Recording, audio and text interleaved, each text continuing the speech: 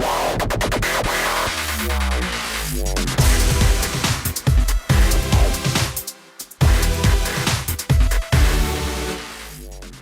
everybody, it's Monday, October 6th, 2025. Welcome to the NFL Fantasy Football Show, where some of us are still in denial. It's me and your man, MG Marcas Grant, joined by Michael F. Florio and LaQuan Jones. Fellas, how was the weekend? Anything interesting happening over the weekend? My favorite team lost. Do you see the cockiness and arrogance of this guy? I get shot at in the intro. What? I know what you're doing. I didn't say your name. I know what you're doing. I didn't say your name. To be fair, there was a lot of big talk last week on this show.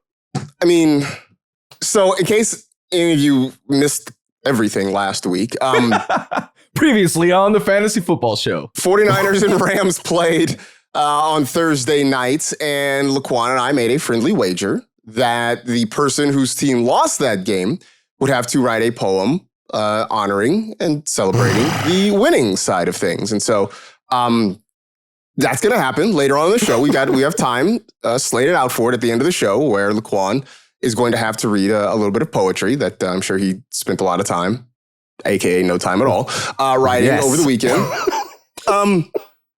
But before we get to that, and we will get to that at the end of the show, I did have a few thoughts about what happened on Thursday night.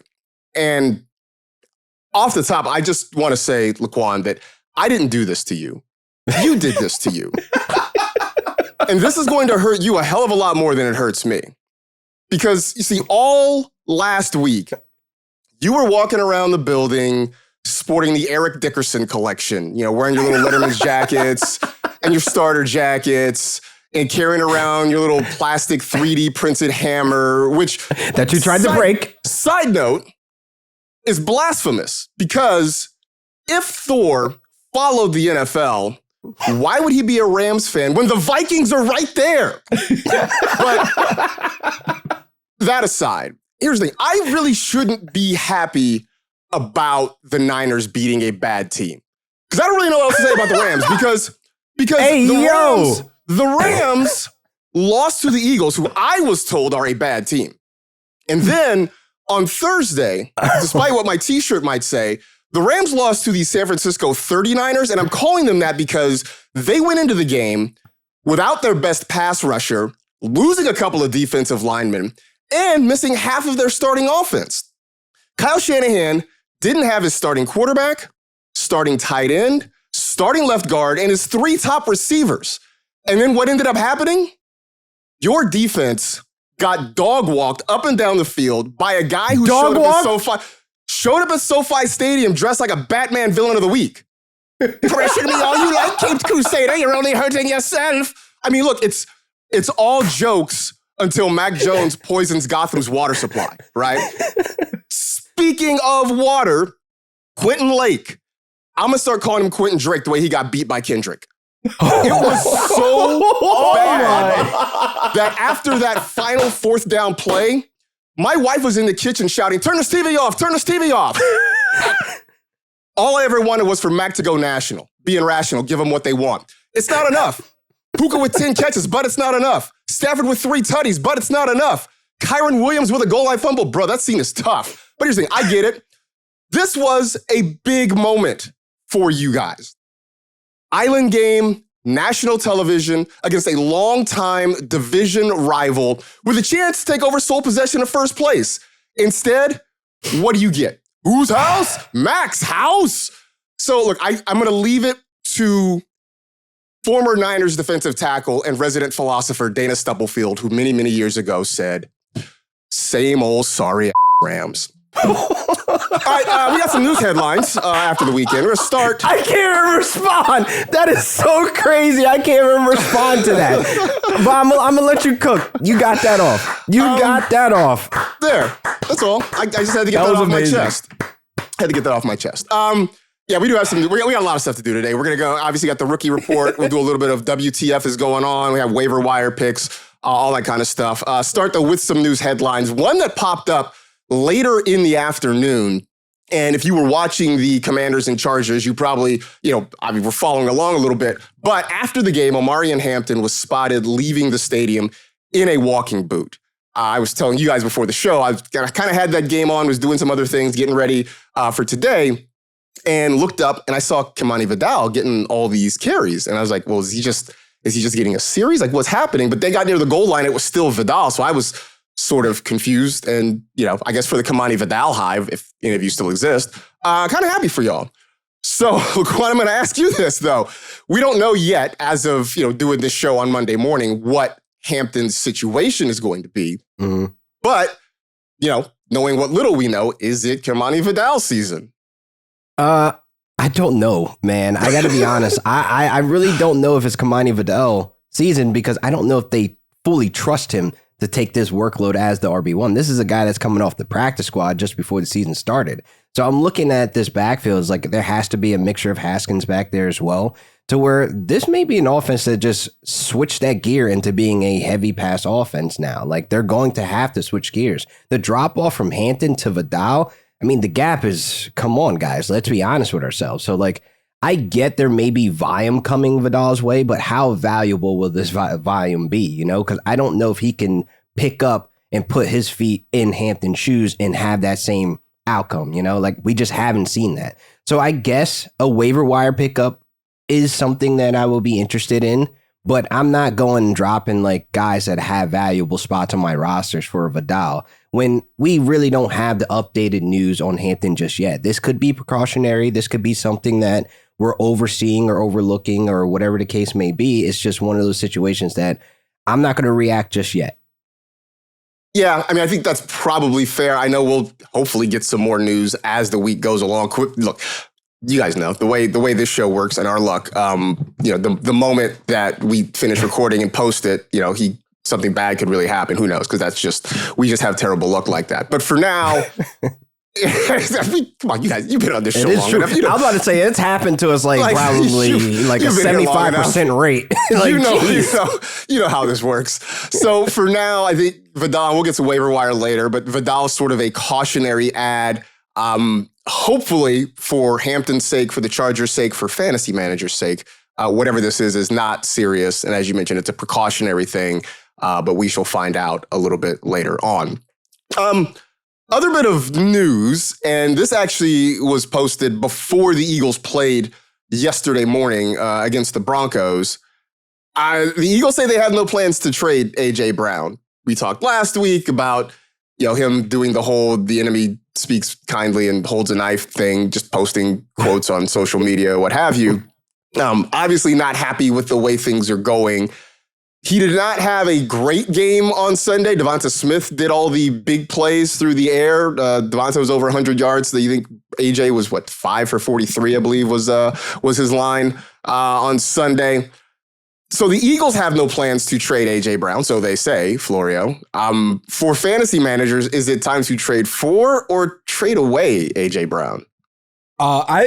I might differ from some others, but I still think it's a time to trade for because perception is reality in fantasy sports. And the perception right now is that AJ Brown's value is down. Maybe at the lowest it's been since he's became an Eagle. So a big thing that I do in fantasy is I try to acquire very talented players when their value is at a low. And I know this is like 3 weeks in a row of this being the case for AJ Brown, but he's still getting big volume. And like yesterday, Patrick Surtain was on him for over 90% of his routes. He caught 4 or 5 targets for 40 yards. That's a good day against the best corner in football. And it could have been way better because the Eagles lost because Jalen Hurts airmailed a wide open A.J. Brown for what would have been a 50-plus yard touchdown. Like, he had 2-3 steps on the nearest defender, so he did his job.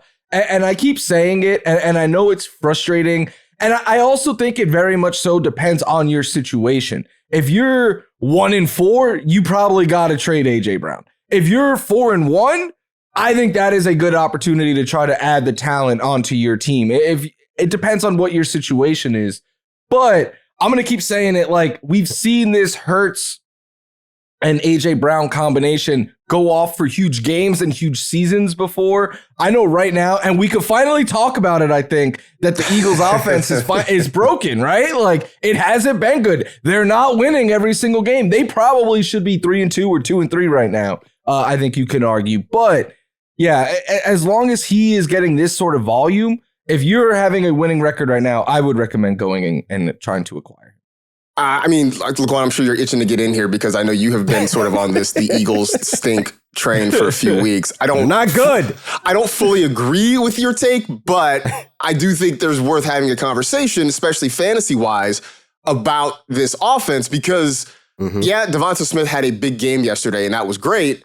But I don't know, it feels like I'm at a point where beyond Jalen Hurts and Saquon, there's nobody else I feel confident about. I guess maybe I can tell myself a story about Dallas Goedert, but that's more about the state of tight end versus Goddard individually.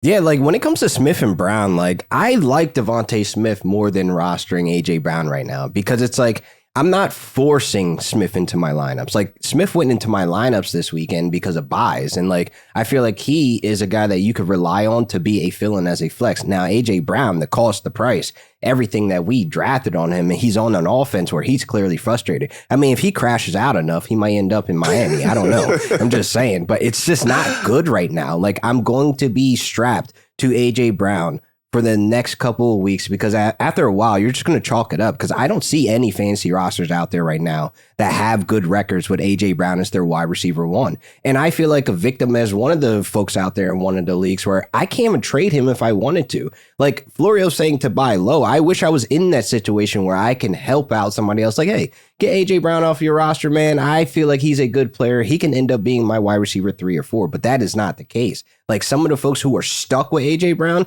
don't even know what the correct trade value is. I feel like you're going to lose on that end right now unless you're getting a Ladd McConkey back. Like that's literally where I see the levels right now for A.J. Brown and Ladd McConkey.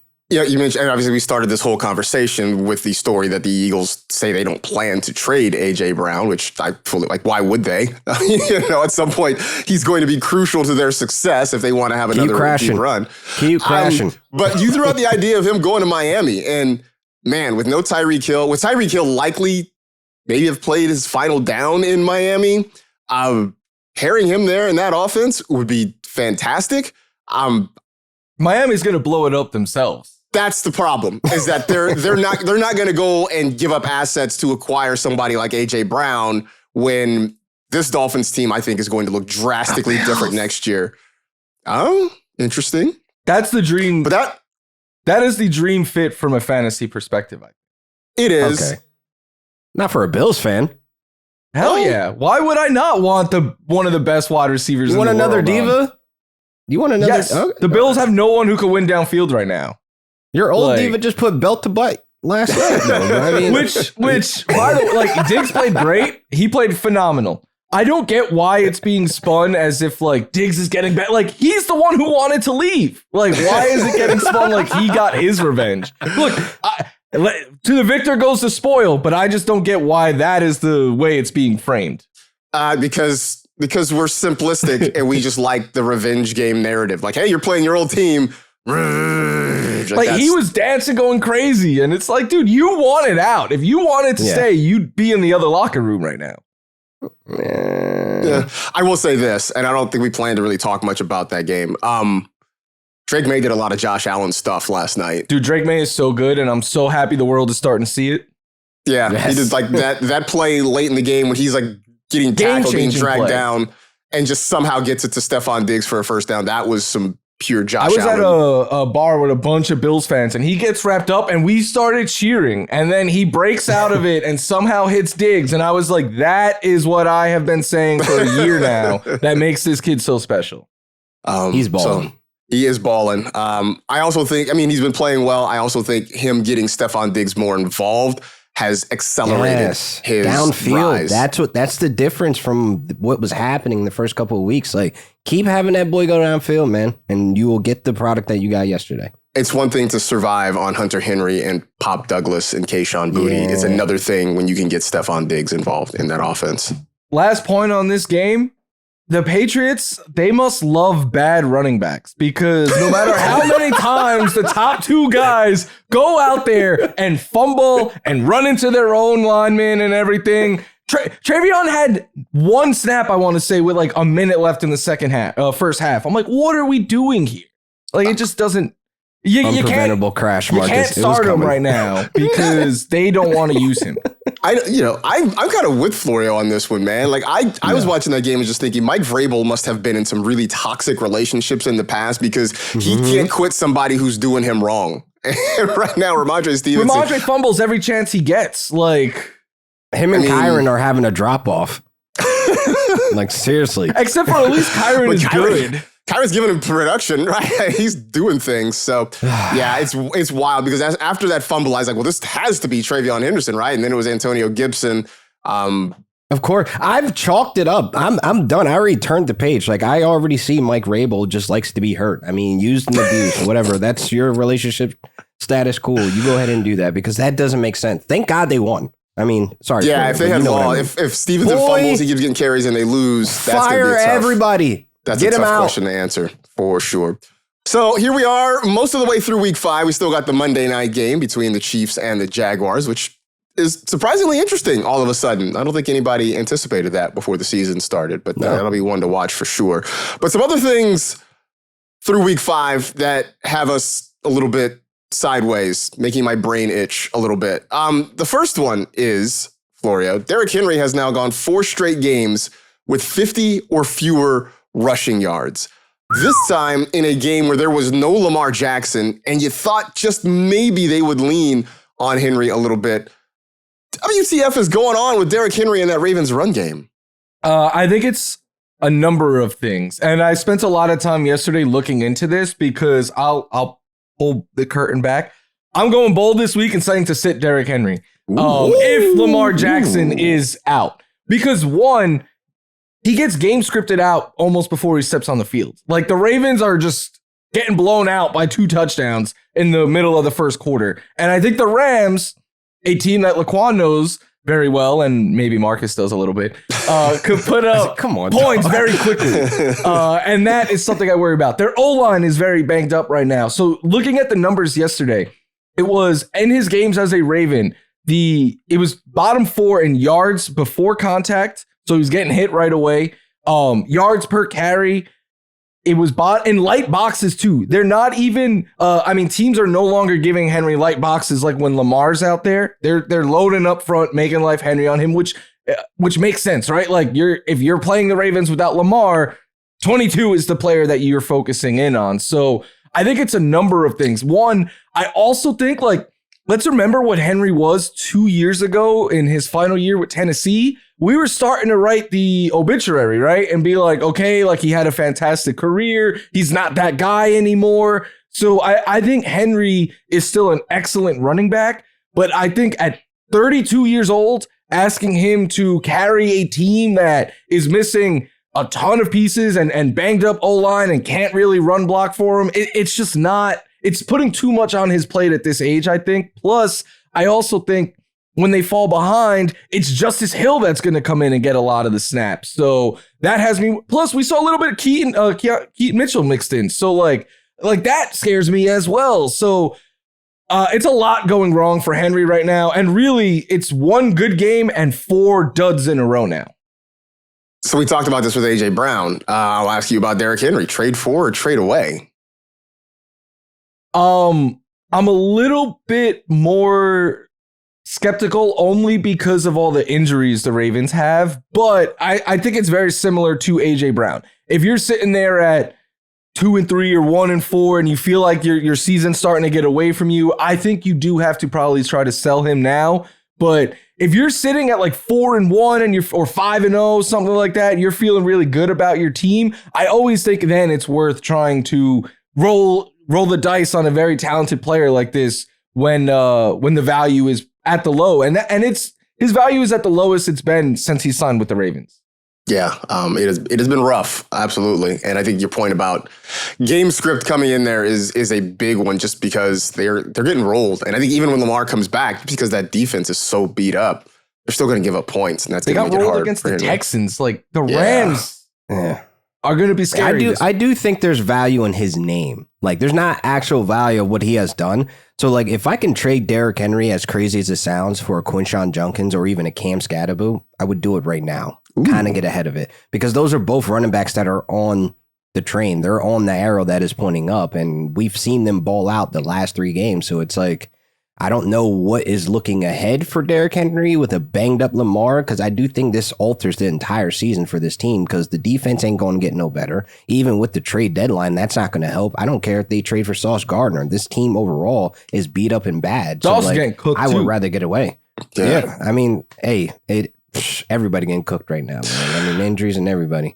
I'm also wondering, I mean, look, they're 1-4 right now. There's certainly, if Lamar doesn't play next week, a very real chance. I mean, look, even if Lamar does play next week, there's a chance that they could be 1-5 after that. And you start to wonder, what does that mean for your personnel and your usage? You know, are you really going to go loading up Derrick Henry with touches at 1-5 when the playoffs are, you know, maybe not mathematically gone, but 1-5 I still think they win this division.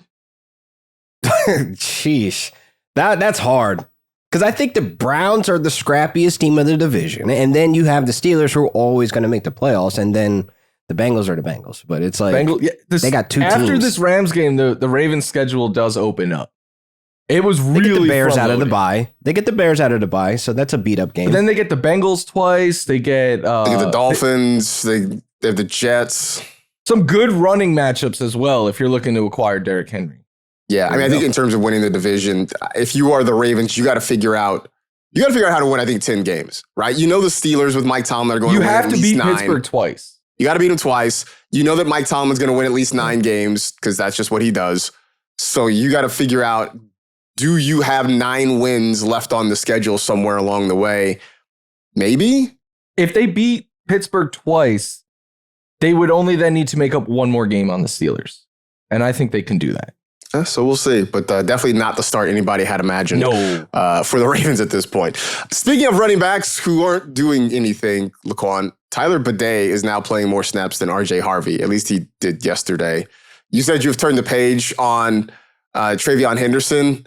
How are you feeling about RJ Harvey right now? The entire book is in the trash can in flames. Like, it's ashes at this point. Because look, when I see things like this, I like to go back. I'm like, all right, what was happening in the game? Now, but they only had 1 touch, but Harvey only had 7. And I think Sean Payton was out there trying to get things designed for him, trying to get him going, trying to get him to be one of the most dangerous players on the team. But the Eagles, they're just a great team on the defensive side when it comes to the trenches and linebackers. These guys were sideline everything for RJ Harvey. They always kept a man on him. Even when he's running out for routes, it's like, oh my God, Bo, hit him. And then it's like, you can't because he's covered. So therefore, it's like, he kind of got just pushed out of the way of the whole entire game. Like, he got completely just pushed to the side and the ball was handed to J.K. Dobbins because that was the only thing working for that run game. So Tyler Badie getting more snaps than RJ Harvey doesn't bother me because they're all on 3rd down, which, again, they kind of took Harvey out of the game before the 3rd quarter. So it's like nothing that they could do to get the run game going with him either, because bouncing outside wasn't happening because Eagles linebackers. Like, one of the things that I do like about Sean Payton that is trying to get RJ Harvey involved as much as he can, but if it's not going to work, then he's just going to pivot to JK and hand him the ball like 20 times like he did yesterday. I mean, this is undoubtedly J.K. Dobbins' backfield. It's not even a question right now. It's who's fighting for those second opportunities. And I guess to your point, Harvey is kind of getting them, but it's still a little bit disconcerting to see that Badie is playing more snaps. I think it's super game script dependent because last week when they had a huge lead, it was RJ Harvey getting a ton. And I know that was a blowout and stuff like that. But then this week they're in catch-up mode the whole time. And Peyton clearly trusts Badie in pass protection more than he does Harvey. So I think that had a lot to do with it. And I don't know who they get next week offhand, but like, I don't see the Broncos being down 2+ scores more weeks than not. So maybe there's some, I'm not saying trust RJ Harvey, but I'm still holding him on some benches because also if JK, like, I know we don't wish for injuries, but if something happens to JK, it's RJ Harvey that is going to become the lead back. You got to think so. By the way, the Broncos are in London next week. They're playing the Jets. So that's another. Oh yeah, that's going to be an early RJ start. Harvey game because they're going to Did have you like say a the 3-score Gets? lead. Like Jets. Gets a W. No, I said the Jets. I thought you said the Gets. I was like, No. Gets W. Wow, Sorry. that'd be rough, man. Yeah. That'd be rough. Okay, last one for WTF, Florio.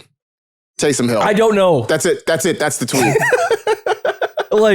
Like he came in, he threw a pass, he had some carries. He only ran one route, but you Yeah. Jawan Johnson managers be ready because he is going to like it. It's so wild to me because like Taysom Hill started out as a thing that was like, okay, Sean Payton's trying to force Taysom Hill on us. And then he gave him that contract, and the city of New Orleans was like, we don't care who the coach is. We need to get Taysom Hill the ball. Like, this is his third or fourth play caller, still designing touches for Taysom. I don't think Taysom is going to see enough work to be fantasy relevant. I just think he's going to wreak havoc on everyone else's fantasy days. Yeah. I mean, look, there's going to be some time when they're like inside the 5-yard line and you started Alvin Kamara or Juwan Johnson or somebody like that. And it's going to be a little, direct snap to Taysom Hill and he's going to run it in. And then you're going to be saying naughty words at your television. Like that's what's going to happen.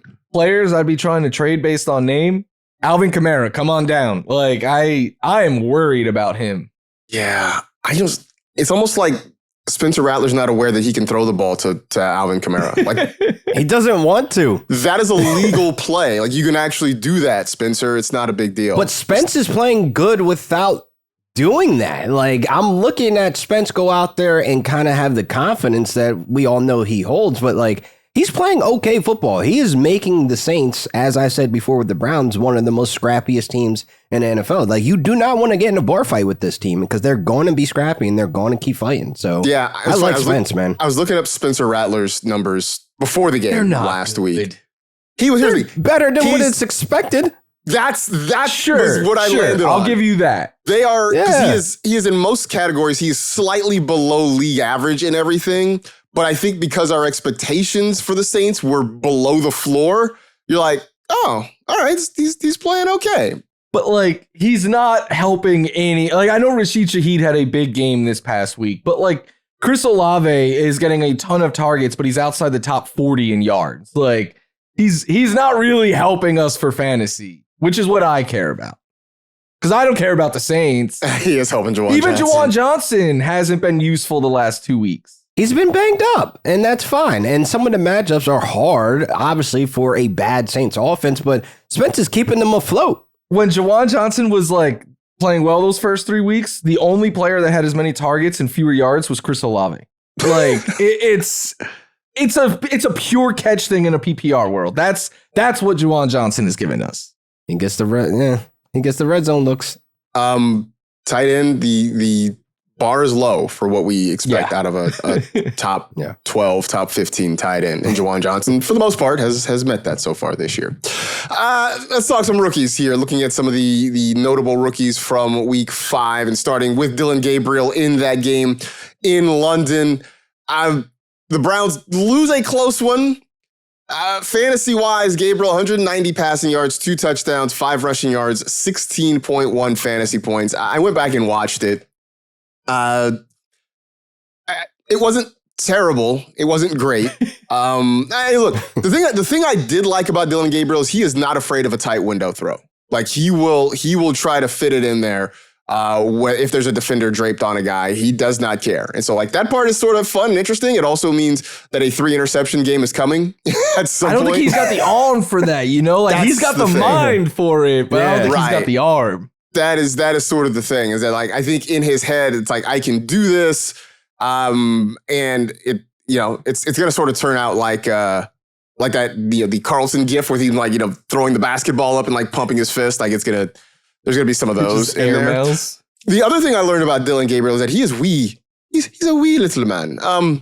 I noticed because I saw him after the game. I don't know if you saw, he did like a handshake with Carson Wentz, and like Carson Wentz is 6'5", so he's a tall dude. But it looked like big brother, little brother sort of thing. In the huddle was hilarious. Yeah. He's listed at 5'11". He is not a tall man by any stretch of the imagination. But that's neither here nor there. The point I was really trying to get to is LaQuan. Last week, we saw Jackson Dart do things, and we're like, hey, man, you got to go pick him up. after seeing Dylan Gabriel do things, Dylan Gabriel do things, is he worth an ad for fantasy managers? Listen, if you have to hit the wire for a quarterback at this point, you're not happy about the decisions you've had made at quarterback previously, or you're just dealing with injuries like everybody else. But like, I don't see him having a safe floor. That schedule looks nasty the next 3 games.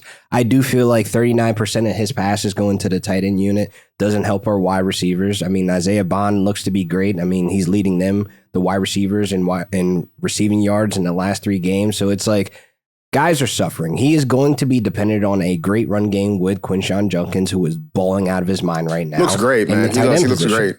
Yeah, and like the tight end position seems to be his crutch of what he's going to be leaning on. Like I said it last week, guys, I think David Njoku might be back, and here we are. I think Harold Fannin Jr. still plays a part in that creativity that they want on offense, so he remains a factor. 39% was the target share for that tight end unit last week. So it's like one of those things of like, that's going to be his crutch, and then they're just going to hand the ball off 20 times a game to Quinshon Judkins. So I don't see him having like a high-end QB2 range or anywhere near a QB1 that you will have in starting lineups. But if you're picking him up, what do you have to lose? And your record probably reflects your decision. That's probably fair, for sure.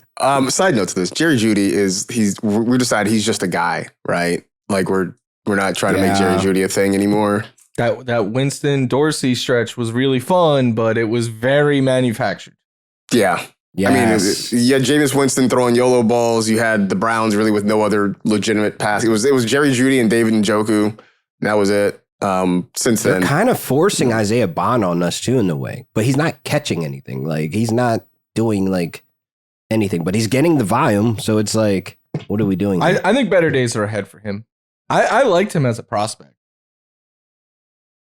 Yeah, I mean, I think it's limited. I mean, I think the floor is low. I don't think the ceiling's particularly high either. I mean, that is like mostly a function of the Browns' offense more than anything else. Jackson Dart, 1 week after his surprise win over the LA Chargers, comes back the next week against the Saints. 202 passing yards, 2 touchdowns, 2 picks, 55 rushing yards. Yay, fumbled, boo. 15.58 fantasy points. I think of all of us, Florio, maybe the biggest Jackson Dart stan after the first week. How are you feeling after week 2?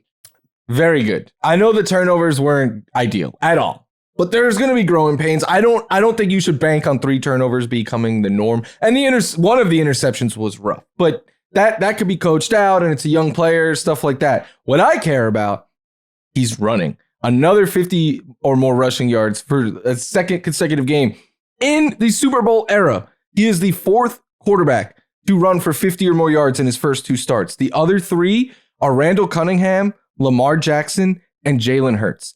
I don't care how it looks on the field if it gets fantasy points. It's what I keep saying about Justin Fields. Yeah, don't watch Justin Fields if you have an uneasy stomach. It's going to look bad. But at the end of the day, he is going to give you fantasy points.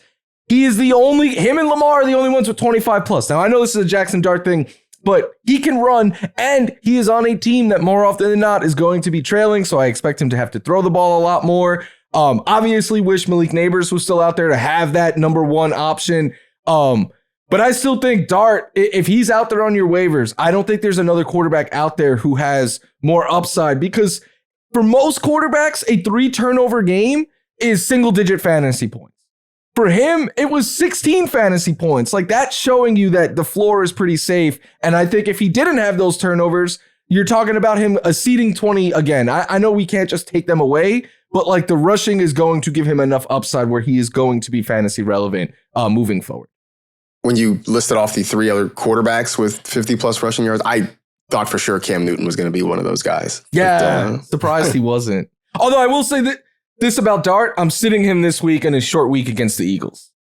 Yeah. Yeah. Absolutely. I think that makes sense. Again, but sure. If you were in the position that you have to start Dylan Gabriel or Jackson Dart, just chalk it up. Your season's over. You're just having fun.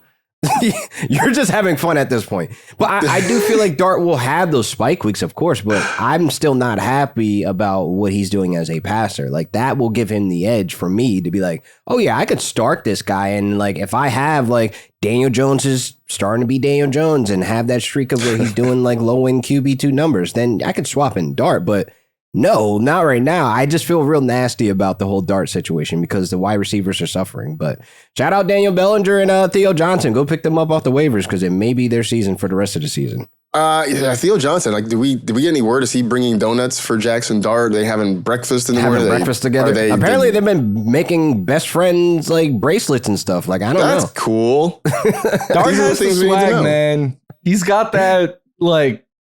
That it. Oh, thing. New York will love him. Like, as bad as he probably will be, I think New York will still accept him because he comes with aura and swag. Because it's New York.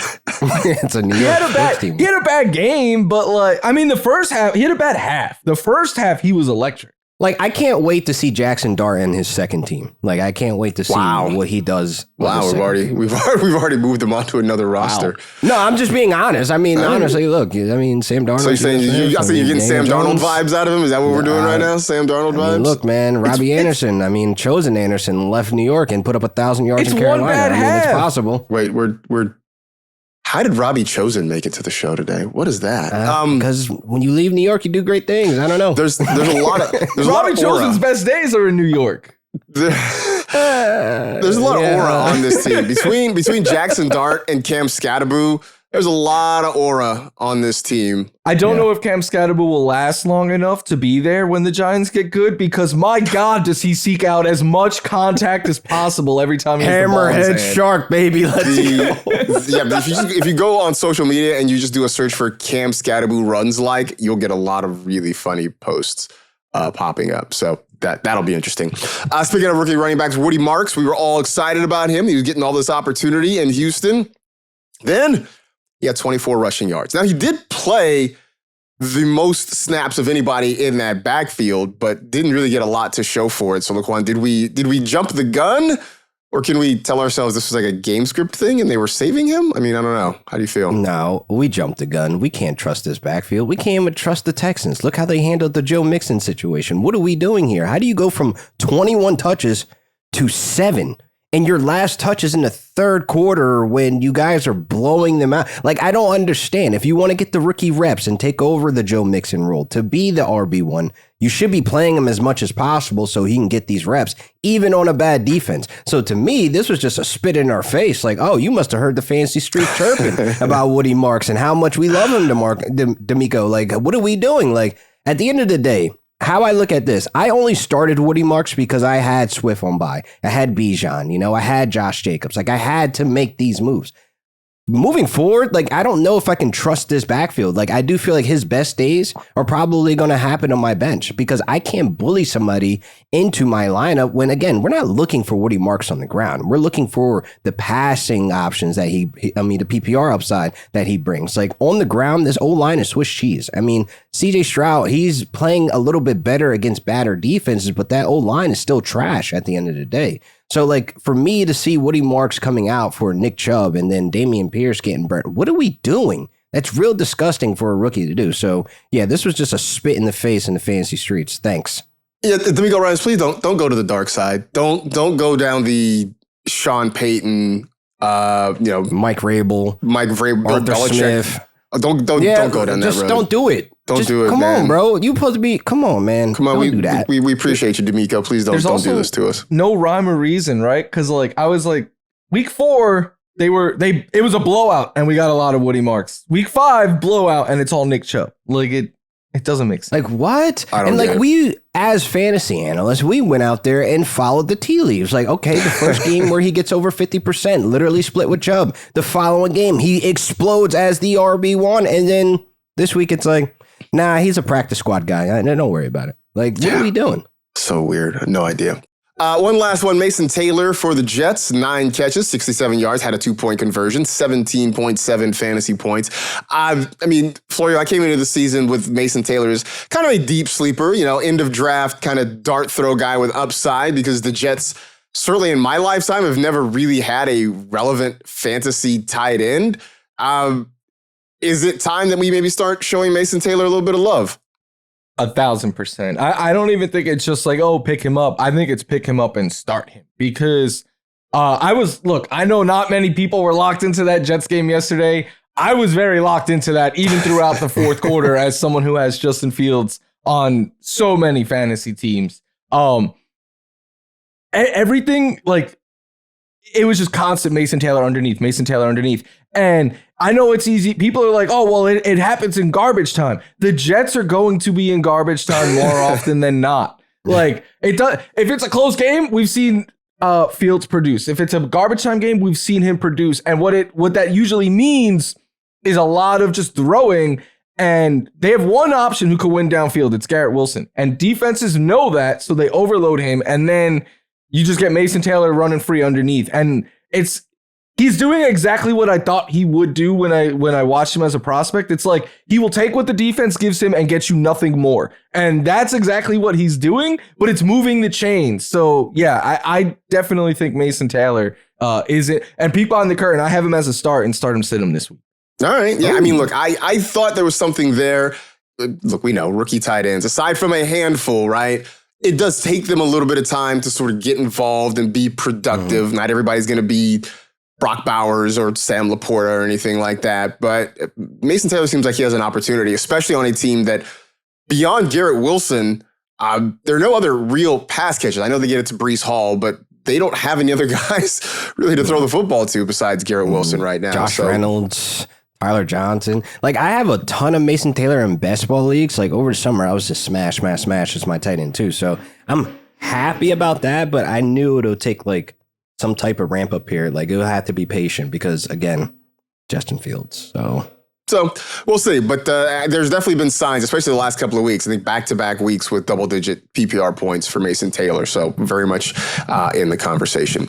So as we get ready to dive into week 6, we're going to put week 5 behind us at this point. So I'm looking ahead to week 6. We're obviously talking about injuries, guys who underperformed, which means another trip to the waiver wire. So Florio, you put together a list. Who should folks be keeping an eye out for?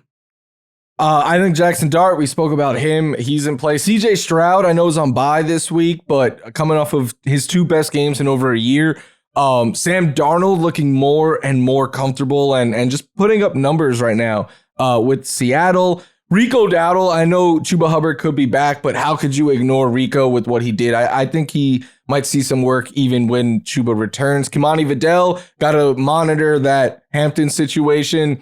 Michael Carter and DeMercado. I'd even add Bam Knight into that. Like, it's gross, but they're getting touches. Michael Carter obviously being the top dog there. Kendre Miller. Keaton Mitchell, just because if anything happens to Derrick Henry, I think Keaton Mitchell has like RB1 upside if Lamar Jackson is there. And then Tajay Spears returned this week. Not a great week at wide receiver, but Josh Downs had 8 targets. Isaiah Bond was the number 2 target for the Browns. Rashid Shaheed, we know what he is, but he does bring upside. Christian Kirk had a long catch and starting to get more involved there. Kendrick Bourne, just because how can we ignore what he did?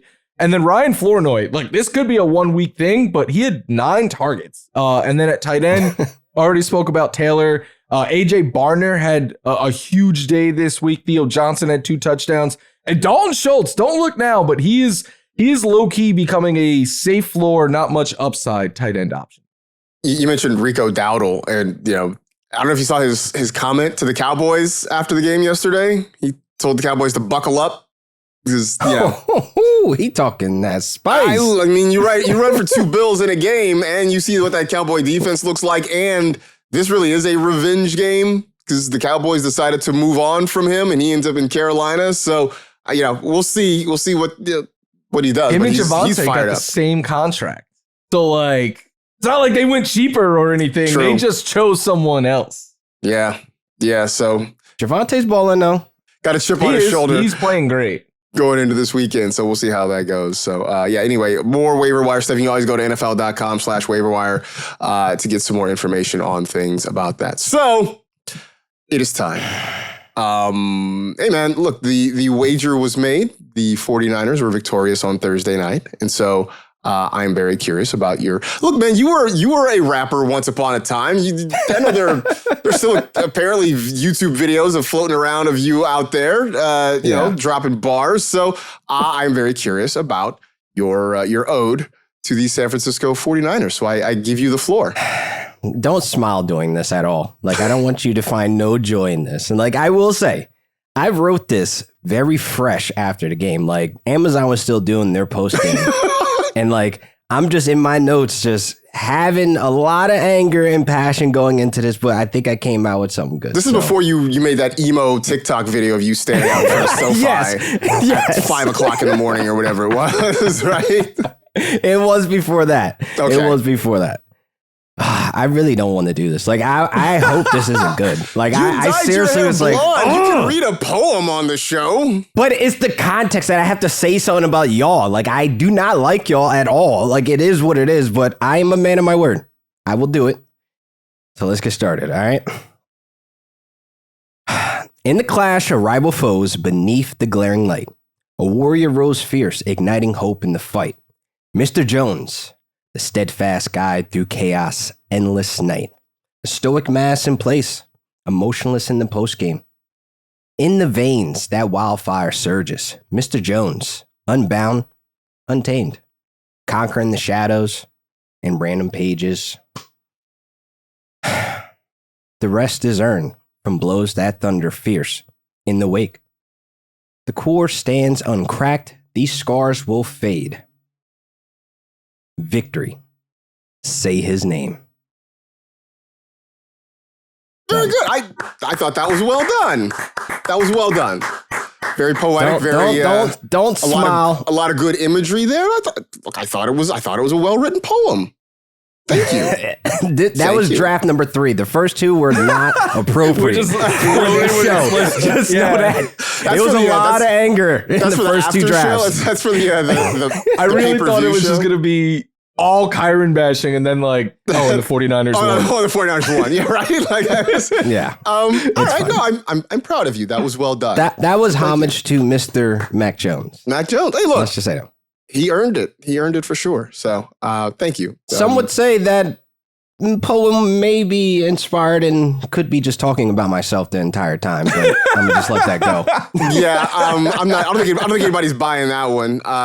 So anyway, here's now. I know they play one more time in a few more week weeks 10. up in Santa Clara, week 10. Mm-hmm.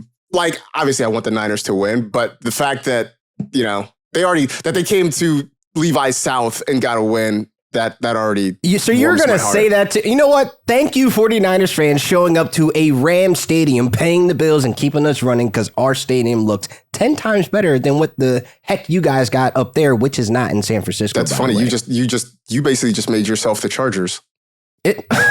LOL. We don't even acknowledge them. The Chargers are like the Bobcats of the NFL. Thanks for coming to our stadium and filling it up because otherwise, I don't know if we'd have filled all the seats. You just made yourself the Chargers. Who wants to go to SoFi to watch the game with 49ers fans? Like, it's not an enjoyable experience. Like, have you been to one of those games? Like, I have actually. I had a great time. Yeah, of course. The Niners came back and won a Week 17 game. At the end, it was a really great experience, and I was able to share it. You know what I hate? In the company of other people wearing red and gold. It was a wonderful day. This is how I know you guys aren't great fans, because the first thing you guys say, oh, you lost to our practice squad. You lost to JVs. Like, that's the product that you think went out there. Like, there is no credit given to your coach, Kyle Shanahan. Like, we have to give him his flowers. For him to even get guys off the street, off the couch, guys that have been on practice squads everywhere else in the league. You told me before the game that if they were losing at halftime, Sean McVay should be fired. I was going to say, who should they hire as their new coach? Who's on the short list for Stan Kroenke right now? No comment. Anyway, moving on. Give credit to Kyle Shanahan, man, because for him to be able to take his system and for guys to play it at the highest level, you got to give him credit. And that's my birthday twin, Like, I always respect Kyle Shanahan. I just don't respect the 49ers. Sees Shanahan in his nightmares. No. Listen, I have my own anger. It's not even at 49ers this week. It's not even at them. It's just we're on to the next. All my anger is pinned in-house. I have my issues with McVay. And obviously my issues with Kyron, but I will save that for off-air conversations because they are not appropriate. That feels like a good way for us to button this episode up. It's been a fun episode. I honestly have to say, since Thursday night, I've kind of been looking forward to this episode today. So yeah, twisting the knife, buddy. It was everything. job. Look, I'm done now, right? We're on to the next. It's on to a really tough matchup this week in Tampa. That's not going to be easy. So I've moved on. I got what I needed out of this exchange. I am fulfilled. My soul is at peace, and I move on to week 6. So there we go. Anyway, meantime, that'll do it for this edition of the NFL Fantasy Football Podcast. Stay happy, safe, and healthy. Do good and live well. Enjoy poetry, everybody, and we will talk to you again on Wednesday.